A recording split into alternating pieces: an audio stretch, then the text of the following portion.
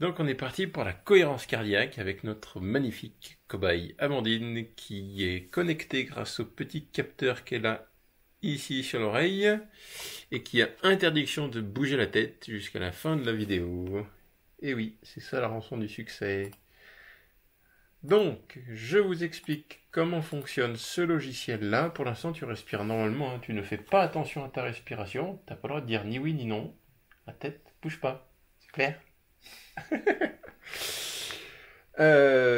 En bas, ici, si vous regardez la souris, vous avez les battements du cœur. Que cette fois-ci, ça marche très très bien. Tout va bien. Comment fonctionne ce logiciel? Il va calculer le temps entre deux crêtes de manière très précise. Le temps entre deux battements de manière très précise.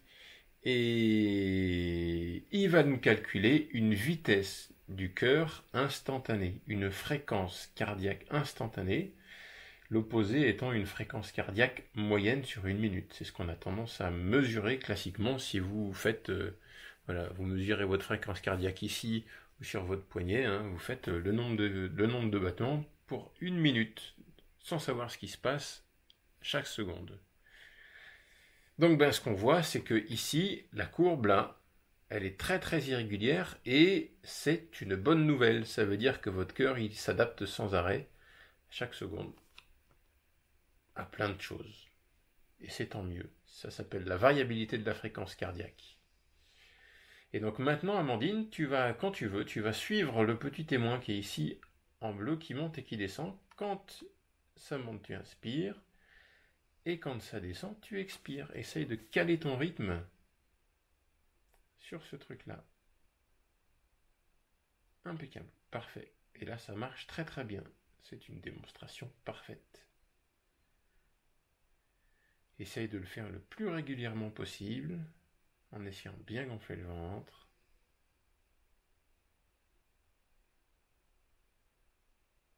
Et qu'est-ce qu'on voit tout de suite, de manière très très forte, de manière instantanée, c'est que la vitesse du cœur change tout de suite.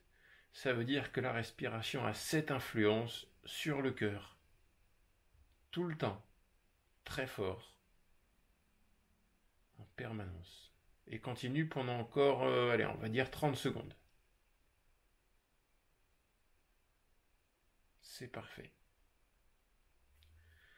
Ici, hein, c'est un indice de cohérence cardiaque. Hein.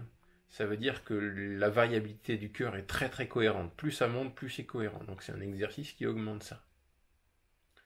La cohérence, hein, ça veut dire que le cœur s'adapte. Donc il est cohérent à la situation. Si c'était incohérent, ça veut dire que le cœur n'est pas adapté à la situation, comme dans des cas de panique, d'anxiété, etc. Impeccable. Et tu peux arrêter, reprendre une respiration sans la contrôler. Donc qu'est-ce qu'on voit?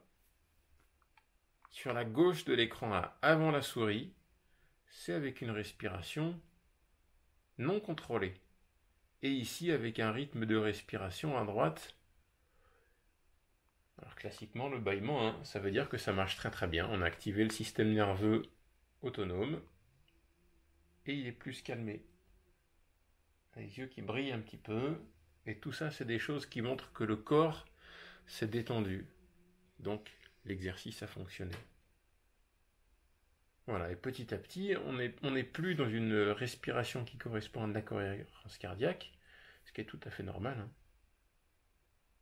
Donc, ce que je voulais vous montrer, c'est réussi, c'est qu'il y a un lien très très fort, direct, entre le rythme de la respiration et la respiration en général, et la vitesse du cœur. Et la vitesse du cœur, elle est contrôlée par le système nerveux, qui contrôle tout le reste. C'est-à-dire qu'il y a un lien très fort entre la respiration et le système nerveux.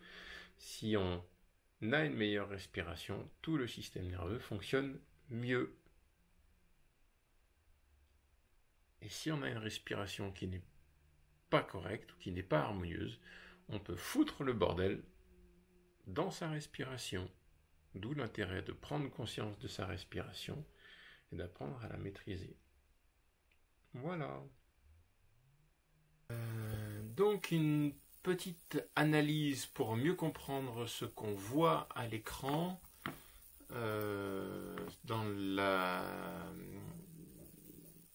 avec le logiciel de cohérence cardiaque. Donc qu'est-ce qu'on voit? La chose la plus importante, attendez, je trouve un fichier là, non, c'est pas ça.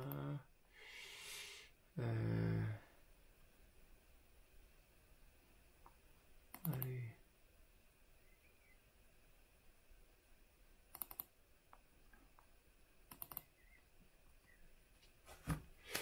Donc une analyse de ce qu'on peut voir à l'écran avec le logiciel de cohérence cardiaque, qu'est-ce que ça met en évidence et quelle est l'info qui est très très très intéressante.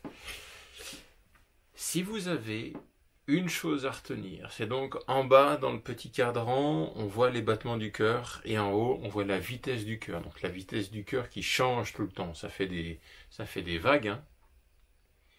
La seule chose que vous avez à retenir, c'est que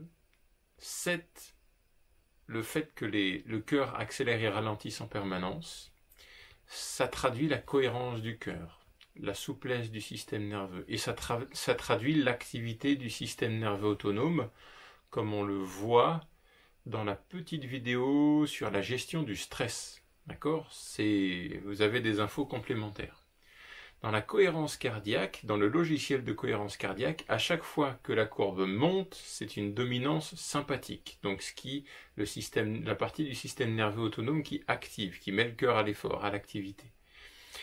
Et à chaque fois que la courbe descend, c'est une dominance parasympathique. Donc ça se relâche, le corps entier se relâche. Et donc on voit qu'il y a un équilibre permanent entre sympathique, parasympathique, sympathique, parasympathique. Ce qu'on voit avec le logiciel de cohérence cardiaque, c'est que quand vous changez votre respiration, le système nerveux change. Comme ça. C'est instantané et c'est très très fort. Donc, ça valide ce que les anciens, les très vieux yogis d'il y a 2000 ans disaient, c'est-à-dire que si vous maîtrisez votre respiration, vous maîtrisez tout. Parce que ça traduit l'activité du système nerveux, qui a une influence sur le système hormonal, qui a une influence sur les organes, qui a une influence sur l'activité cérébrale, donc le lien avec les émotions et les pensées. D'accord ? Donc c'est vraiment une information qui est très très très importante. La respiration a une influence très forte et qui prend le dessus sur tout le reste. C'est-à-dire que si vous maîtrisez votre respiration, vous maîtrisez votre santé, votre corps, le système nerveux, vos émotions, vos pensées. D'accord ? On voit vraiment, c'est clair, c'est net, c'est précis, que l'activation, la vitesse du cœur et donc l'influence du système nerveux change très fort et change de manière instantanée. Je change ma respiration, je change mon état de stress, mon état d'être. Et c'est ça le principe I choose my breathing, I choose my being. Quand je change ma respiration, je change mon état d'être. Donc c'est impossible de bien respirer et d'être méga stressé. Ok ? Ça ne veut pas dire qu'il n'y a pas des situations difficiles, des situations à gérer, et qu'il ne va pas y avoir un petit peu de stress.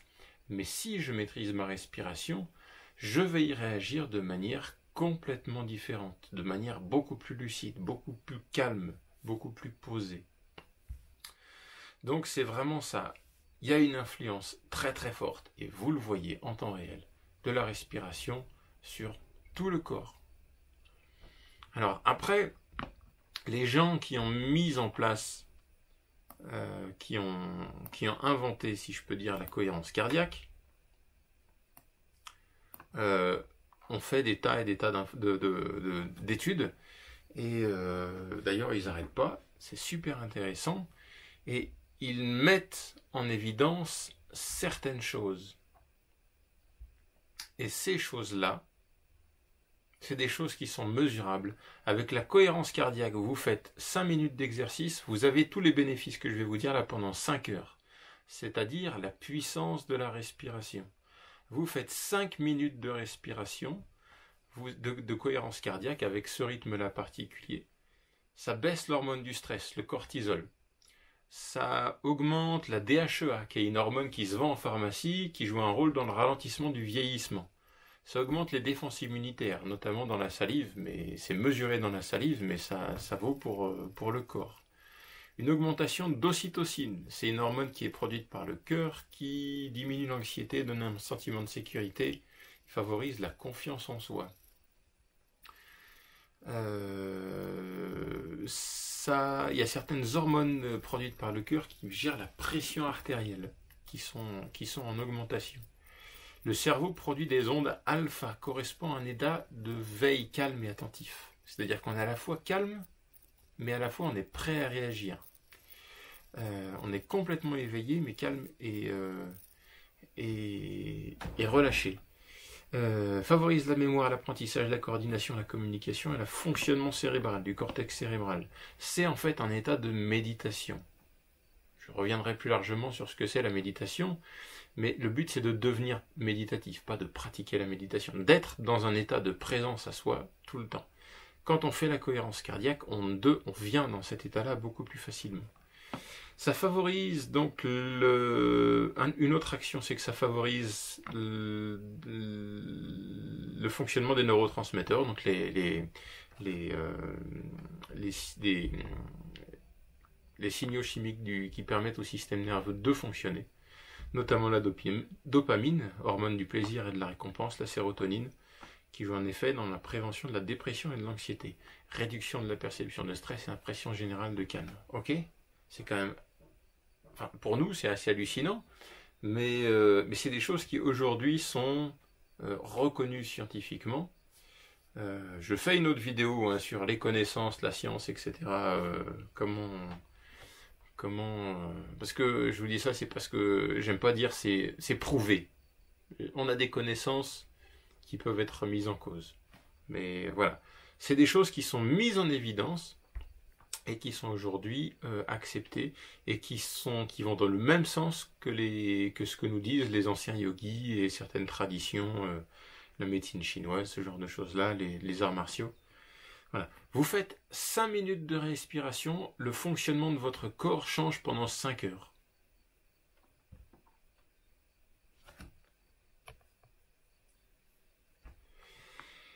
Et si vous faites des exercices de respiration régulièrement, ou si vous changez votre respiration régulièrement, vous pouvez avoir une diminution de l'hypertension artérielle, vous pouvez avoir une diminution du risque cardiovasculaire, qui est l'une des premières causes de mortalité quand même chez nous aujourd'hui. Diminution de l'anxiété et de la dépression, régulation du taux de sucre, de la prise de poids. Oui, parce que le système nerveux, c'est lui qui va dire s'il faut dépenser de l'énergie ou stocker de l'énergie. Donc forcément que ça a un impact. Quand je change ma respiration, je change le fonctionnement du système nerveux et donc je peux équilibrer tout ça. Il y a énormément de sportifs aussi qui utilisent ça pour la récupération. Ça améliore la concentration et la mémoire. Ça diminue les troubles de l'attention et de l'hyperactivité. Ça permet de mieux gérer la douleur. En fait, on sent le signal douloureux, mais il est moins désagréable parce que la douleur donne une information, il y a quelque chose qui ne va pas, il faut s'en occuper. Mais dans certains cas, l'aspect désagréable prend le dessus. Donc ça permet de gérer ça. Ça permet d'améliorer l'asthme et ça a un impact aussi sur les inflammations, tous les problèmes d'inflammation. Aujourd'hui, on sait qu'il y a énormément de gens qui ont de l'inflammation dans le ventre, dans les articulations, etc. Ça a une influence là-dessus. Ce sont des choses qui sont aujourd'hui acceptées par la communauté scientifique. Voilà. Donc, la respiration a une influence très forte là-dessus. Pour aller un petit peu plus en détail sur la cohérence cardiaque, le rythme particulier de la cohérence cardiaque est un rythme qui va équilibrer le système nerveux. Ce rythme particulier de 6 respirations par minute, 5 secondes d'inspiration, 5 secondes d'expiration, apporte un équilibre. Donc si on va accélérer, on va déséquilibrer un petit peu. Si on va ralentir, on va déséquilibrer un petit peu. Ce qui peut être souhaitable, hein. Des fois on veut plutôt se calmer, on va respirer plus lentement. Des fois on a plutôt envie de se réveiller, on va respirer un petit peu plus vite. Mais voilà la puissance de la respiration. Ce que ça peut apporter de respirer mieux, soit en faisant des exercices, soit en prenant conscience de sa respiration au quotidien. C'est quelque chose d'extrêmement fort, reconnu aujourd'hui par les connaissances scientifiques qu'on a, quelque chose qui a été qu'on retrouve dans des textes très très très anciens.